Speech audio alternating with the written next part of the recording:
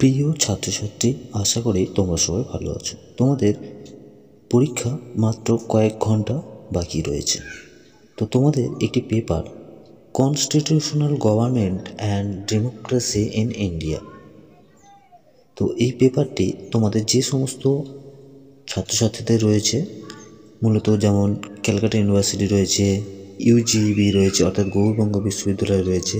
তো তোমাদের যে সমস্ত ইউনিভার্সিটির ছাত্রছাত্রীদের রয়েছে, তো তোমরা প্রতিটি ইউনিভার্সিটির টিপস, সিলেবাস, সাজেশন, নোটস আমরা দিয়ে থাকি। অবশ্যই তোমরা দেখেছো, যারা দেখোনি তারা প্লেলিস্ট দেখে নাও। চ্যানেলে নতুন হতে হলে চ্যানেলটি সাবস্ক্রাইব করে পাশের ঘন্টাটি অল সিলেক্ট করে রাখো। আজকে একটি গুরুত্বপূর্ণ প্রশ্ন নিয়ে আলোচনা করব। তোমরা প্রত্যেকটি বিষয়ের উপরে প্রত্যেকটি ইউনিভার্সিটি প্রত্যেকটি সেমিস্টারের সাজেশন দিয়েছি, নোটস দিয়েছি, তোমরা দেখে নাও। নোটসগুলো যদি তোমরা কিনতে চাও অবশ্যই আমাদের সঙ্গে যোগাযোগ করতে পারো, ভিডিও ডেসক্রিপশন ফলো করো। আজকে যে নোটসটি তোমাদের সামনে রেখেছি সেটা হচ্ছে বিচার বিভাগীয় সক্রিয়তা, অর্থাৎ ভারতে বিচার বিভাগীয় সক্রিয়তা আলোচনা করো, বা বিচার বিভাগীয় সক্রিয়তা শর্ট প্রশ্ন। এটি 5এও আসতে পারে অথবা 10এও আসতে পারে।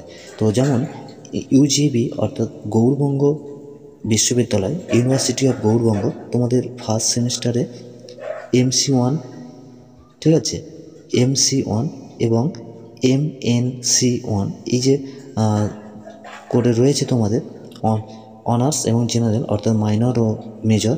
তো তোমাদের এই প্রশ্নটি কিন্তু তোমরা 5এ করতে পারো। ওকে, তো চলো বিস্তারিত আরও অনেক ভিডিও রয়েছে, তোমরা প্লেলিস্ট দেখো। ভিডিওটি শুরু করা যাক।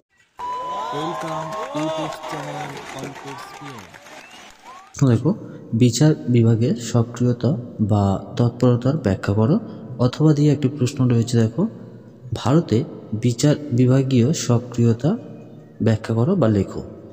এই প্রশ্নটি 5 ও 10-এর উভয়ের জন্যই প্রস্তুত করা হয়েছে। তোমরা 10-এ হলে এটা লিখবে এবং 5-এ হলে তোমরা একটু শর্ট করে লিখতে পারো।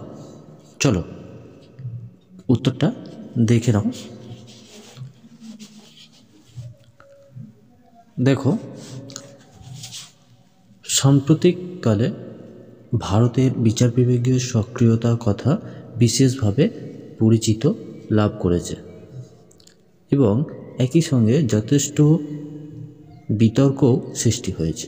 বিচার বিভাগীয় সক্রিয়তার অর্থ হল ভারতের বিচার বিভাগ, বিশেষত সুপ্রিম কোর্ট, সাম্প্রতিককালে এমন এক ধরনের ক্রিয়া গতিশীল ভূমিকা পালন করেছে যা আগে ছিল না এবং সংবিধান প্রণয়ন হয়। নেক্সট দেখো, নেতিবাচক সক্রিয়তা। বিচার বিভাগ যখন সাংবিধানিক গণ্ডির মধ্যে থেকে আইনের অবৈধতা বিচার করে, সেটি হলো নেতিবাচক সক্রিয়তা।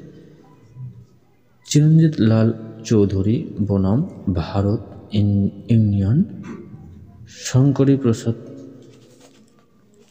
বনাম ভারত ইউনিয়ন, গোলকনাথ মামলা প্রভৃতি ক্ষেত্রে সুপ্রিম কোর্ট রায় প্রমাণ করে যে এই পর্যায়ে সুপ্রিম কোর্টের ভূমিকা ছিল নেতিবাচক। পরবর্তী পয়েন্ট হচ্ছে, দেখে নাও, ইতিবাচক সক্রিয়তা। ওকে, দেখো, বিচার বিভাগ যখন সাংবিধানিক গণ্ডি অতিক্রম করে আইনের বৈধতা বিচার করে তখন তাকে ইতিবাচক সক্রিয়তা বলে। যেমন 1984 সালে কমলা দেবী বনাম পাঞ্জাব রাজ্য মামলায় জামিন লাভের অধিকার। 1987 সালে শাহবানু মামলার তালুকনাপ্রাপ্ত মুসলিম মহিলাদের ভরণ পোষণ পাওয়ার অধিকার।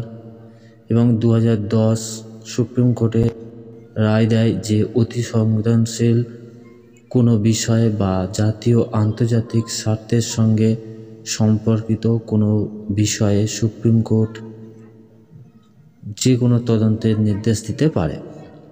2011 সালে সুপ্রিম কোর্ট রায় দেয় যে কোনো পরীক্ষার্থীকে তার পরীক্ষার মান নির্ণয়নের পরে পরীক্ষার খাতার প্রতিলিপি দেখার অধিকার, অর্থাৎ আমরা যে আরে করতে পারি অথবা রিভিউ করতে পারি সেটাই হচ্ছে অধিকার। উপসংহারে দেখো, উপসংহার বা মূল্যায়নে দেখো, সুতরাং দেখা যাচ্ছে বিচার বিভাগ সম্পূর্ণ সময় তার সীমানাকে অতিক্রম করে নিজেকে আইনের ঊর্ধ্বে প্রতিষ্ঠিত করার চেষ্টা করেছে, কিন্তু বিচার বিভাগের সক্রিয়তার একটা সীমা থাকা প্রয়োজন। একথা কেউ নিশ্চিতভাবে বলতে পারবে না যে বিচারপতিদের সমস্ত কার্যকলাপ অভ্রান্ত। তাছাড়া কিছু কিছু বিচারপতি আছেন যারা সৎ আবার অসৎ, সব মিলিয়ে বলা যায় যে বিচার বিভাগের সক্রিয়তা অতি গুরুত্বপূর্ণ এবং যথেষ্ট মর্যাদাপূর্ণ। তো এই ছিল তোমাদের ছোট্ট নোটস। তো তোমরা যদি ভিডিওটি লাইক করবে এবং বন্ধুদের মধ্যে শেয়ার করে সবাইকে দেখার সুযোগ করে দেবে। ধন্যবাদ।